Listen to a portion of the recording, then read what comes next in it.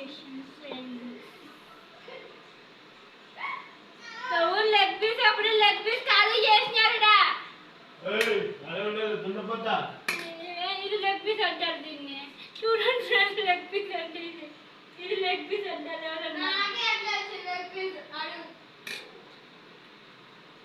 Biryani today lunch వచ్చి biryani friends.